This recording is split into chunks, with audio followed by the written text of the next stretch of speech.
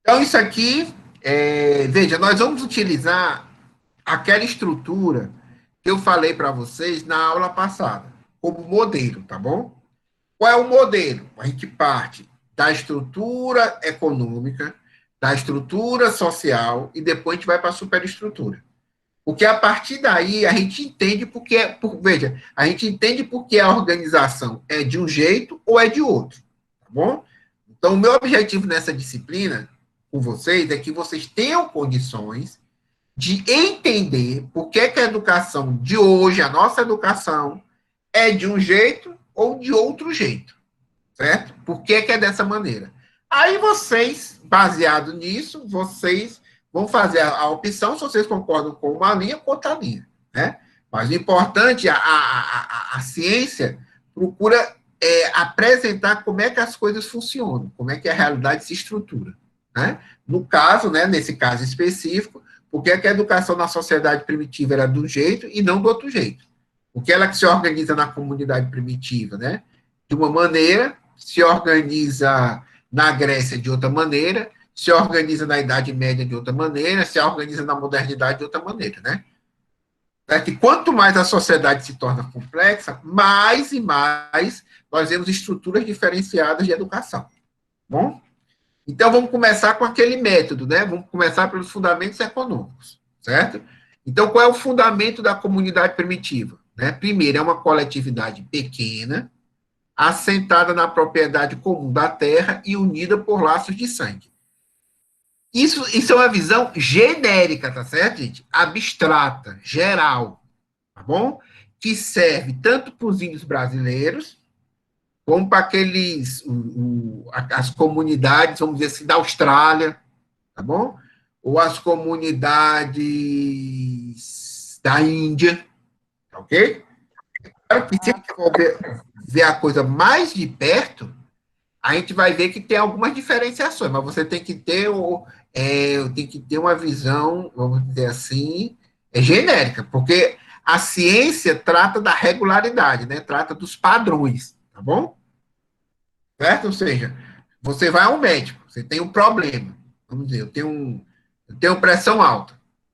Então, ele vai passar um remédio que funciona para quem tem pressão alta. Agora, ele vai perguntar qual o meu histórico de saúde, se minha mãe tinha, se meu pai tinha, entendeu? Aí ele vai analisar você concretamente, mas ele tem que partir de uma coisa genérica, né? Tá bom? Então, desse jeito. Então, coletividade pequena, assentada na propriedade comum da terra e unida por laços de sangue. Então, são poucas pessoas. A propriedade da terra é comum, ou seja, não tem propriedade da terra, privada. E é unida por laços de sangue, né? Por de sangue, ou como se diria, de parentesco, né? Irmão, primo, mãe, tio, isso. Bem, o que era produzido em comum era repartido com todos e imediatamente consumido. Bom? Aí como é que a gente sabe disso? De duas formas. Primeiro, pelas comunidades primitivas que nós encontramos hoje, né, no Brasil, na América Latina, na Europa quase não tem mais, né? Mas na África, né? Na, na, na, na Ásia, tá certo? Aí você vê isso, né? E não é porque todo mundo é bonzinho, né? Não é uma questão moral, tá certo? É porque, nós vamos ver, né? Porque ela é muito primitiva no sentido diante da natureza. Então, força isso, tá bom? Então, o pequeno desenvolvimento dos instrumentos de trabalho impedia que se produzisse mais do que o necessário para a vida cotidiana e, portanto, a acumulação de bens, né? Então, existe esse nível, essa socialização devido ao pouco domínio sobre a natureza. Bom, então, a gente está vendo os fundamentos econômicos da comunidade primitiva. Né? Dos fundamentos econômicos vem a estrutura social. Então, a comunidade primitiva, essas comunidades primitivas, ela é escrava da natureza, a comunidade persistia, mas não progredia.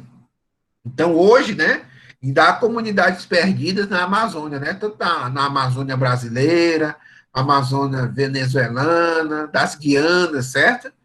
Persiste, tá bom? Então, essas comunidades sobreviveram aos incas, sobreviveram à colonização, né, ainda estão aí. certo? Então, elas persistem, mas não progridem, né? Aí, outro elemento da estrutura social, a divisão do trabalho de acordo com as diferenças existentes entre os sexos. Né? A direção da economia doméstica às mulheres, que era uma verdadeira função pública, socialmente tão necessária quanto a de fornecer alimentos a cargo dos homens. Bem, gente, isso daqui é um certo questionamento hoje, né? É, foi publicado recentemente, né? E está criando um alvoroço, porque encontraram vestígios de uma caçadora, certo? Ou seja, e, depois, e outras conquistas aí da antropologia, né? Da paleoantropologia, que é o quê? E que as mulheres também caçavam, certo? Vamos dizer, os grandes animais ficavam em cargo dos homens, certo? Mas os animais pequenos ficavam em cargo das mulheres, né? Então, quer dizer, então essa visão de que está vinculado só à estrutura doméstica não é tão assim, tá bom? Ou seja, a sociedade vai progredindo, certo? Então, essa questão de fornecer alimentos aos homens, né? Isso aí está baseado no texto que eu falei para você, do nível ponto, também não é só assim. Bem, como não há classes sociais nem Estado, tá bom? Porque todo mundo vive praticamente do mesmo jeito, certo? Eles vivem, as relações são comunitárias porque há pouco desenvolvimento de tecnologia, né? Então não existe de fato propriedade privada dos chamados meios de produção. Eu vou enviar para vocês tipo um glossário com essas caracterizações todinhas, tá certo? Vocês vão ver. Vou enviar para vocês ainda hoje. Então não há, né? E é por isso que não há classes sociais, né? Não há grande diferença. A propriedade é comum, então não tem gente com terra nem gente sem terra. A propriedade da terra é comum, né? Então necessariamente não tem a figura do Estado, né? O Estado existe para dirimir conflitos sociais, tá certo? Geralmente oriundo dessa situação econômica. Bem, aí, ó, olha só como é. Fundamento econômico, né, da comunidade primitiva, estrutura social da comunidade primitiva e formas de consciência social, certo? Então, a determinada fundamento econômico, você tem uma determinada estrutura social e a determinada estrutura social que corresponde a determinado fundamento econômico, você tem formas de consciência social, né? Você tem o que se chama de concepção de mundo, tá bom? Então, o que é que expressava, né, a concepção de mundo? Primeiro, expressava o ínfimo domínio que o primitivo havia alcançado sobre a natureza. Né? Dois, a organização econômica da tribo estreitamente vinculada a esse domínio. Né? Então, o mundo era o que eles alcançavam. Tá bom? Eu consegui um livro, que há muito tempo, há anos eu andava atrás desse livro. É o autor de um livro ali sobre a história da linguagem, tá ali do outro lado. Mas foi o primeiro livro, o cara morou entre os índios aqui, eu não me lembro o nome dos índios, certo? Mas era uma coisa muito interessante, né? Porque ele era até um missionário. E ele queria estudar a língua, né, para divulgar a palavra de Deus lá entre os índios. Aí ele achava uma coisa muito esquisita, porque ele viveu lá com os índios anos lá. Aí era o seguinte: aí o índio estava no rio. Quando o índio saía do campo de visão dos outros, deixava de existir para os outros. Interessante, né? Ou seja, os seres só existiam enquanto eles tinham contato visual com eles. Depois não existia. Né? Ou seja, o alcance que eles tinham do mundo era o alcance que eles tinham do mundo que eles transformavam no cotidiano. Certo? Então, a consciência social expressa também, né? Nós temos uma consciência individual. A nossa consciência individual está dentro de determinadas relações sociais. Então, se essas relações sociais são restritas a determinada comunidade, a determinado espaço geográfico, a determinado período histórico, nós temos essa limitação. Não? Então, se você tem uma organização social sem hierarquias, né, a religião deles, da comunidade primitiva, é sem deuses, né, nesse sentido de forças difusas, né? É uma discussão muito grande no terreno da antropologia, né? Se é, se não é, se tem Deus, se não tem Deus, não interessa, assim, é o chamado animismo, né? Ou seja, eles têm uma concepção de que tem alguma coisa a mais do que o que eles veem, certo? Ou seja, o universo, as pedras, tem a alma, né? Tem uma alma, né? Tem alguma presença, né? Então, eles se entendem como. Hoje é que é muito difícil, né? Eu digo assim, tenho muito conhecido meu, né? Amigo nem tanto, né? Mas esse povo aí que gosta dessas coisas aí de Oriente, esses negócios aí tem essa história de ter pedra, tem alma, tem energia, esses negócios todos aí, né? Eu digo assim, é uma espécie de animismo, né? A pessoa é engenheira, a pessoa, sei lá, é médica, e esse negócio, né? O poder das cores, né? Você tem uma cor tal e tem um poder. Tudo isso é, para mim, né? É resquício dessas forças difusas, né? O animismo, né? Que era comum nessas comunidades primitivas, né? Então não é uma coisa só do passado, né? Ainda se reproduz hoje em dia, né?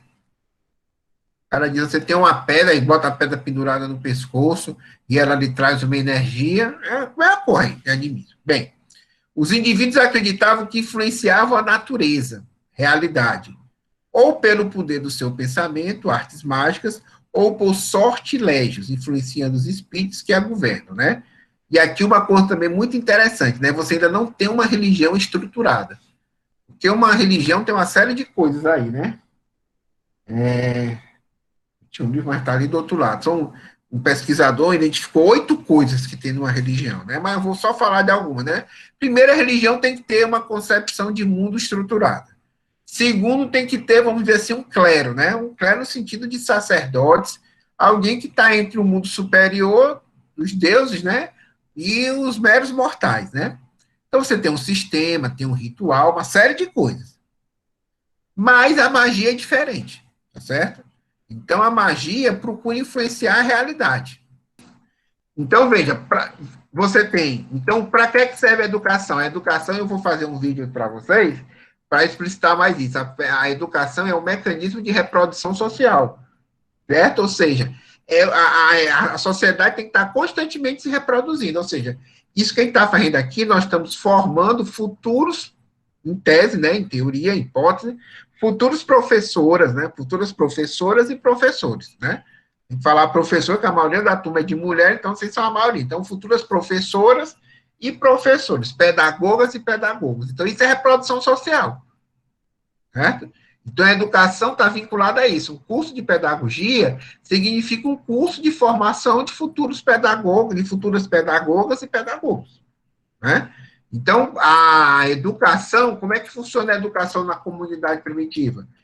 Procura reproduzir essas condições de vida, de existência, de pensamento, de estrutura social da comunidade primitiva, certo? Então, veja, a educação das crianças não estava confiada a ninguém especial, e sim à vigilância difusa do ambiente, certo? Você não tem uma estrutura escolar nas comunidades primitivas, tem educação. Então, a primeira coisa que a gente aprende aqui, né, é que educação não é. Toda escola é educação, mas nem toda educação se confunde com a escola, né? Ou seja, por isso que depois vai surgir aquela divisão, né? A educação em sentido amplo e a educação em sentido estrito. A educação em sentido estrito é a escola, né? Isso tudo. E a educação em sentido amplo é a educação familiar, a educação nas relações sociais, né? A educação nas comunidades religiosas, né? Tudo é atividade de educação, tá bom? No caso da comunidade primitiva, certo? Você não tem essa estrutura de escola, né? Então, o ensino era para a vida e por meio da vida. Como assim? Como é que você aprende a nadar? Nadando. Como é que você aprende a caçar? Caçando. Como é que você aprende a colher fruta? Colhendo fruta, certo? E aí vai, né? Como é que você sabe que uma planta é venenosa? Alguém comeu e morreu, né? Como é que você sabe como é que os índios conhecem os animais, conhecem se são venenosos ou não? Alguém morreu ali, certo? Então, as crianças se educavam tomando parte das funções da coletividade. Né? As meninas, né, os meninos, certo? Viviam a vida da comunidade iam aprendendo a fazer as coisas, certo? E aí vai. Bom, Até hoje, né? Você aprende a fazer as coisas em casa e tudo, né? Com a mãe, com o pai, com essas coisas. Vai olhando, vai imitando, né? Certo? Não sei hoje, né? Que hoje os meninos só querem jogar videogame, nessas coisas todas. É isso. Era uma função espontânea da sociedade em conjunto, da mesma forma que a linguagem é a moral. Então, uma das características, não esqueçam isso, é a característica da educação na comunidade primitiva, ela é espontânea, certo? Não é dirigida, não é orientada, né? Porque você vivendo, né, cotidianamente, né, você vai vendo isso, né? Então eles vão se sentar ao redor da fogueira, vão ouvir os mitos, né? Vão saber o que pode, o que não pode, vão vivenciando, tá bom? Então veja, numa sociedade sem classes, né? Porque você não tem, né? Todo mundo está ferrado entre aspas, né? Desculpe a expressão, mas todo mundo está naquelas mesmas condições da natureza, né? Então, você não tem classes sociais, né? Então, os fins da educação derivam da estrutura homogênea do ambiente social, né? Com os interesses comuns do grupo, que se realizam igualitariamente em todos os seus membros, né? Então, todos têm acesso a um conjunto de valores, a um conjunto de conhecimentos, tá certo? Que é comum a toda a comunidade, tá bom? Se há alguma coisa de específica, é quando tem um xamã, quando tem uma mulher mais velha, certo? Mas, no geral, todos são aptos, todos recebem a mesmo tipo de educação, ok? Então, como é que é a educação na comunidade primitiva? Atividade espontânea. Não existia nenhuma instituição destinada a inculcá-los, né? Tá bom? Então, é espontânea. Vai surgindo, vai se desenvolvendo, vai no dia a dia, no cotidiano, né? E é uma atividade integral. Cada membro da tribo incorporava mais ou menos bem tudo que na referência era possível receber e elaborar. Bom, ok? Então, duas características, né? Espontânea e integral. A nossa educação não é espontânea e também não é integral, né? Uma série de fatores, certo? Então, a nossa disciplina, as outras, é dirigida, né? Você ser dirigida não significa uma coisa como é negativa, tá certo? Não é. Não é negativo, né? Tem um currículo, né? Por que, que é dirigida? Porque a gente é dirigida e está formando médicos. Nós não estamos formando médicos e médicas, estamos formando pedagogas e pedagogos. Então, não é espontâneo, certo? Um destaque, né? A educação como função espontânea da sociedade, mediante a qual as novas gerações se assemelham às mais velhas. Era adequado, né, para a comunidade primitiva, mas deixou de ser à medida que esta foi lentamente se transformando numa sociedade dividida em classes. Então, para essa estrutura, tipo, pouca comunidade, uma comunidade pequena, parco domínio sobre a natureza, certo? Então, uma educação simples, né? E veja, quando eu falo de simples, falo de primitiva, eu não estou dizendo, não estou dando um julgamento de valor, né? Estou dizendo como era, tá bom? Aí vão emergir as classes sociais, tá certo? Respondendo a nossa amiga aí, né? Apareceu um excedente de produtos e o intercâmbio desses bens, adquirido tal vulto que se for acentuando as diferenças de fortuna, né? Então, é um excedente, né, de produtos, né? Não necessariamente da comunidade, mas com outras comunidades parecidas, certo? Então, a comunidade que consegue ter uma maior produtividade de trabalho vai ser superior tecnologicamente a uma outra comunidade, certo? Por exemplo, vou dar um exemplo para vocês. Eu fui educado, eu tinha um professor de geografia que dizia que índio sabia nadar muito bem. Tudo que era índio sabia nadar, certo? Então, se ela dizia, eu ficava dizia assim, se índio fosse competir nas Olimpíadas, ganhava tudo, né? Me lembro que era o que hoje correspondia ao ensino fundamental, certo? Aí eu estava vendo um documentário de uma a expansão, né, da população do território da Amazônia. Então, várias comunidades mais próximas, né, assim, mais diante de áreas inexploradas, entraram em contato com uma tribo que não tinha tido contato com ninguém, certo? E eram chamados de índios, entre a população, de índios caceteiros, porque eles tinham uma como arma de guerra, né? Um tronco lá, sei lá, um cajado, mas era muito grosso o cajado. E eles não tinham conversa. O pessoal entrava lá, estacava a cabeça da pessoa e matava.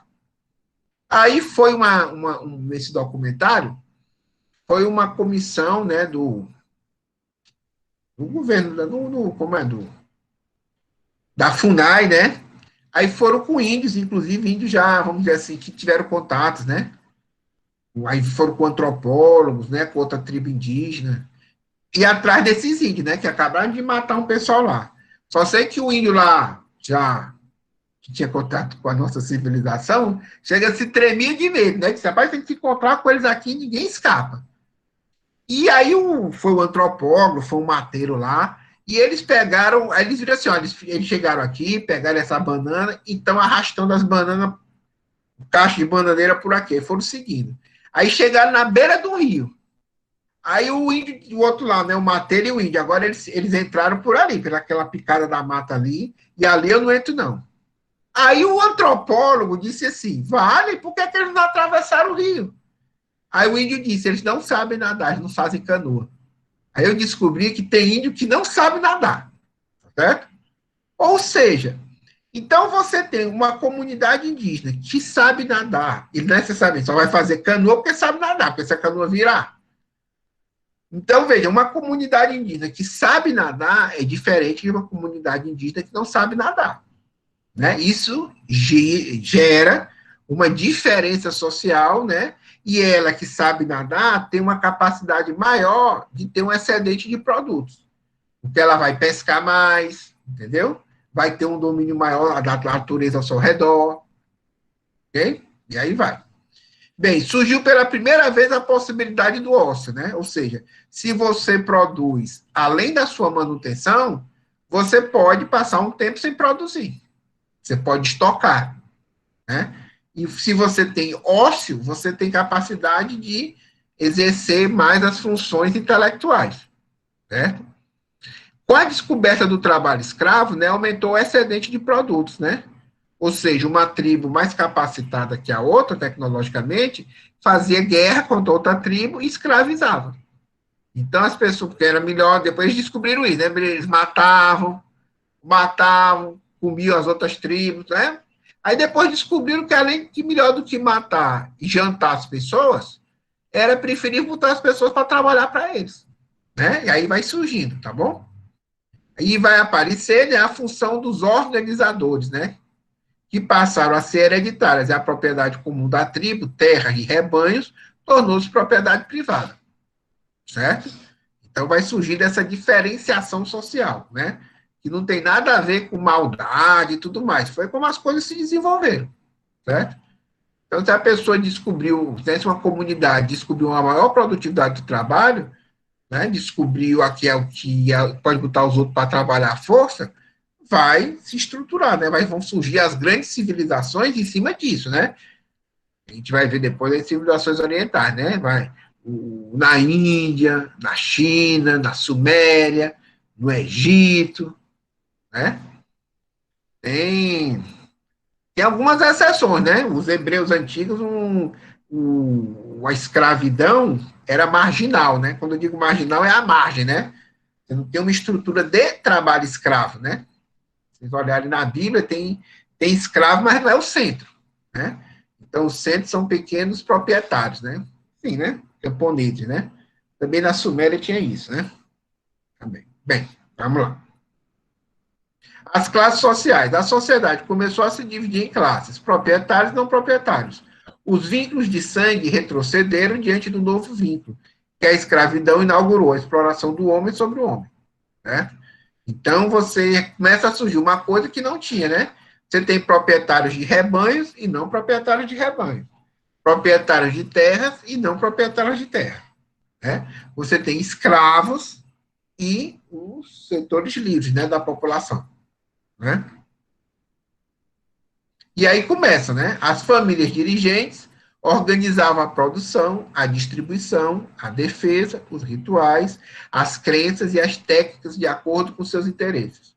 Então, certos conhecimentos passaram a ser requeridos para o desempenho de determinadas funções, que eram apreciados como fonte de domínio. Então, já começa aquela visão que era homogênea, a sociedade não é mais homogênea. Então, a sociedade tem uma diferenciação. Proprietários, não proprietários. Dirigentes, dirigidos. Logo, os conhecimentos deixam de ser integrais e espontâneos. Tá certo? Então, para que o escravo saber ler? Né? Também tudo bem. A leitura também não era própria também das camadas dirigentes no início, né? Mas para que um escravo saber os rudimentos da astronomia? Para que o escravo saber usar arma? Para que ter arma? Né? Para que ter certas habilidades? Não podia. Né? Não podia equiparar os escravos aos setores dirigentes. É uma doidice, né? Se fosse ensinar. Tá bom? A educação em classes sociais. Cada organizador educava os seus parentes para o desempenho do seu cargo. Certo? Então, você teve grandes estruturas, né? Nessas grandes civilizações, você começa a surgir uma boa burocracia, né? No bom sentido da palavra, né? Setores que organizavam a produção, desde as chamadas famílias reais, setores dirigentes, né? O clero antigo, né? O clero antigo, né? O clero antigo da Babilônia, essas coisas todas da Suméria, que ajudava a calcular, ajudava a organizar a produção social, certo? Então você tinha, né? Na Suméria, para você alguém tinha que aprender a escrita cuneiforme, certo? Também no Egito, alguém tinha que aprender os hieróglifos. Né? Na China também os, né? Ideogramas, né? E aí vai. Bom, para os que nada tinham, cabia o saber do vulgo. Para os afortunados, o saber da iniciação. Né? Então, veja, se a sociedade está estruturada em classes diferenciadas, a educação também é diferente. Certo? Então começou a surgir o quê? O caráter intransferível das coisas ensinadas. Então há certas coisas que a maioria não pode aprender, certo? E vai surgir uma hierarquia, né? Em função da idade, submissão autoritária para com a infância, reprimendas e castigos, né? Os irmãos Vilas Boas, né? Que foram dois grandes pesquisadores, desbravadores, né? Que fizeram os contatos com a torre, com as tribos do Xingu. Eles contam uma história que diz que veio um pesquisador e aventureiro inglês, né? Aventureiro no bom sentido da palavra, né? Inglês para o Brasil, para o Planalto Central, atrás do chamado Eldorado. Eldorado era um mito, né? Um mito principalmente criado pelos espanhóis, mas que se alastrou também entre os portugueses. Os espanhóis, quando colonizaram ali o Peru, né, o que hoje é o Peru, a Venezuela e tudo, tiveram contato com uma civilização, né, a civilização dos Incas, que tinha muito ouro, né, ouro, prata. Então surgiu a ideia, a visão, né, o mito, né, de que existiria um Eldorado, né, uma civilização que tudo era feito de ouro, né? E ele, então, disseram, né, esse pesquisador inglês, né, autodidata, veio para o Planalto Central atrás desse Eldorado. E dizem, né, que ele veio e entrou em contato com os índios e os índios gostavam dele. E uma vez os Vilas Boas, né, inclusive encontraram os ossos dele, né? A família não quer muito saber dos ossos dele porque ele vendeu a ideia de que ele teria entrado num túnel lá no Goiás, né, uma civilização escondida lá por baixo e sumiu, né? Mas a história não é essa. Eles disseram que encontraram os ossos e tinha um canivete nesses ossos. Aí os índios perguntaram de quem era. Não, era de um homem branco, muito bom, muito educado, né, na linguagem deles, né? Que era esse coronel, né? Fawcett, parece. E o que é que aconteceu aí? Por que, que ele está assim? Não, ele estava aqui na beira do rio. Quem conta isso? O cara dizendo, né? Quem conta isso foi meu avô, meu pai. Ele estava na beira do rio, aí os índiozinhos pegaram o canivete dele, não sabiam o que era, ficaram brincando, ele deixou. Aí eles pegaram o canivete e, tipo, jogaram dentro do rio. Aí ele automaticamente deu um cascudo no índio, a criança, né? Ou seja, o menino desatou no berreiro. Os índios acharam aquilo, na cultura deles, né? Acharam aquilo uma coisa tão ofensiva, tão absurda, que imediatamente, na mesma hora, chegou um índio e deu uma paulada na cabeça dele e matou. Certo? Então, veja, era como eram tratadas as crianças, né? Agora tem exceções, né? Os aimorés, que moravam ali naquela região do Espírito Santo, né? Acho que também Rio de Janeiro, se não me engano, e que eram canibais, né? Que comeram até o arcebispo Sardinha, né? Coitado, né? O navio encalhou, coitado do bispo, saiu, pensou que escapou de morrer, chegou na praia, tava uns índios. Como é que ele ia imaginar que era canibais, né? Ainda tinha o nome de Sardinha, para o arcebispo Sardinha, certo?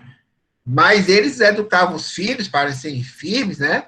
Davam surra nos meninos com espinho, né? Mas era uma exceção, tá certo? No geral, né, as crianças eram razoavelmente bem tratadas. Tá bom? Então, veja, a educação, né? Com o surgimento das classes sociais, ela vai mudando, né?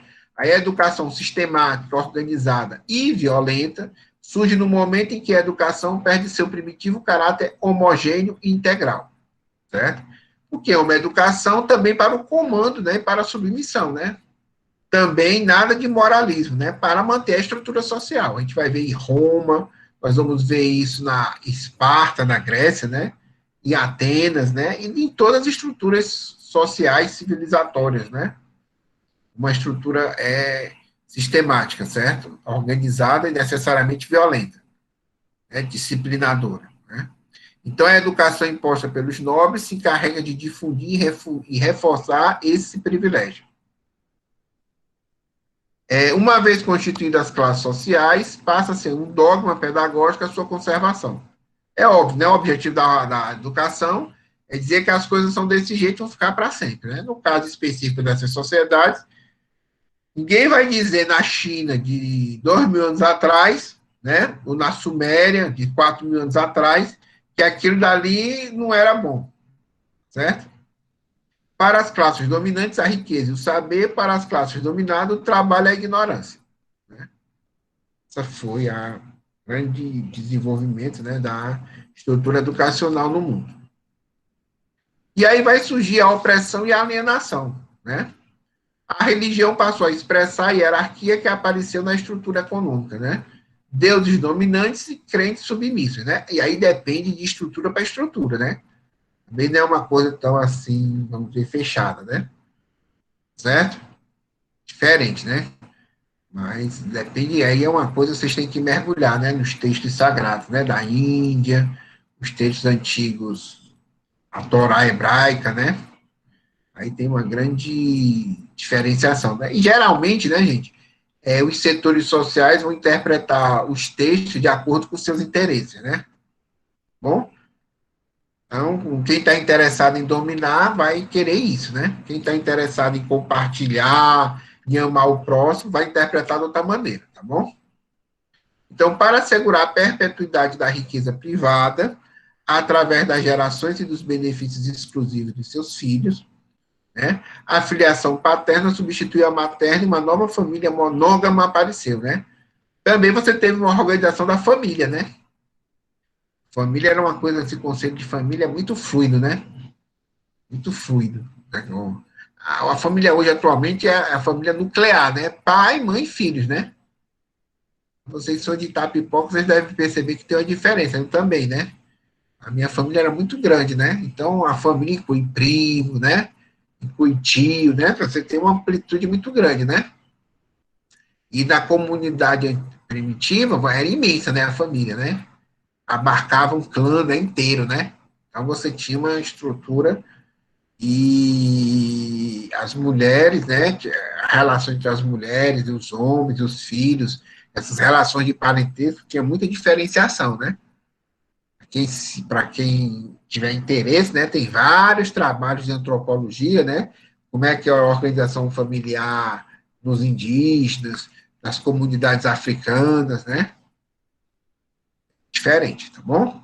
Então, há uma mudança, né, claro, se muda as relações sociais, muda a estrutura familiar, né? Então, por exemplo, Da década de 40 para cá, né, a estrutura familiar no Brasil mudou muito, né? Antigamente, onde você tem, sei lá, um percentual de 40%, né, das famílias brasileiras que são mantidas por mulheres, né? Foi diferente, né? Que era diferente há, sei lá, 50 anos atrás, né? As mulheres invadiram, né? Invadiram, né? Preconceito, né? As mulheres ocuparam o mercado de trabalho, né? Então, isso muda muito a estrutura familiar, tá certo? Então, as funções domésticas deixaram de ser sociais, né? A mulher foi relegada ao segundo plano, sua educação passou a ser uma educação pouco superior de uma criança. Então, geralmente nessas estruturas, quando vão surgir as classes sociais, né? Se você pegar o papel da mulher na Suméria, na Índia, nas comunidades até na, entre os hebreus, né, antigos, certo? Na Grécia e Roma, as mulheres têm uma função social muito inferior em relação aos homens, né? Quem vai começar é o primeiro movimento de equiparação das mulheres, assim, movimento social forte, né? Claro que historicamente está com comunidades que têm participação de mulheres efetiva, né? É o chamado de bárbaros, né? As comunidades germânicas, né? As mulheres eram mais destacadas, né? Mas, por incrível que pareça, né? Vai ser o cristianismo, né? Certo? O cristianismo vai dar um destaque às mulheres, né? Vamos dizer que a mulher tem alma, né? Então, mesmo que os gregos aceitassem isso, né? Mas geralmente a alma da mulher não era a mesma do homem, né? Então, mas se pegar quem gosta, né, de história da igreja primitiva, dos primeiros tempos, o papel das mulheres foi fundamental, né? Inclusive as santas, né? Santas, né? Doutoras da igreja depois da Idade Média, né? Tem muita controvérsia com o papel da mulher na igreja, misoginia e tudo mais, porque tudo na vida é contradição, né? Mas eu quero dizer que, historicamente, o cristianismo colocou isso, né? Era diferente de outras estruturas educativas e tudo, tá bom? Quando a gente for falar da educação cristã, né? Ou do Império Romano, a gente vê isso com mais forma mais detida, tá bom? E como consequência, né, o marido autoritário, né, representa a classe opressora e a esposa submissa, né, com seus filhos, a classe oprimida, né? E a estrutura é óbvio, né? Se a educação é reprodução social, né? Quanto mais autoritária é uma sociedade, mais autoritária também vai ser a estrutura familiar, né? Também, quanto mais democrática é uma sociedade, tende, né, também a ser mais democrática a estrutura familiar, né? Estado e classes sociais, né? A instituição que não só defende a nova forma privada de adquirir riquezas, em oposição às tradições comunistas da tribo, como também legitima e perpetua a nascente divisão em classes e o direito da classe proprietária explorar e dominar os que nada possuíam, né? Vão surgir os grandes estados, né? O estado egípcio, né? O estado das cidades gregas, né? O estado de Esparta, o estado de Atenas, o estado de Corinto, né? A Babilônia, a Síria, né? E aí vai, certo? Vocês devem saber mais do que eu, né? Quando Salomão morre, né? Aí a crise se instala, né? As tribos do norte, né, vão para cima do herdeiro, né? De Salomão, né? Porque vocês acham que a construção do templo vem da onde, hein? Não caiu do céu como maná, né? Quando Moisés estava lá 40 anos no deserto, certo? Porque tinham que tirar dinheiro e recursos de algum lugar, né? Então tiraram como era a estrutura camponesa, né? Certo? Então, o herdeiro, não me lembro agora, né? O herdeiro de Salomão quis aumentar os impostos, né, pessoal? Quis botar mais, não foram para cima, certo? Então, aí teve essa separação, né? Segundo a tradição bíblica, né? Israel e Judá, né? Aí, mas é outra história aí, já quando a gente for falar, a gente avança nisso, né?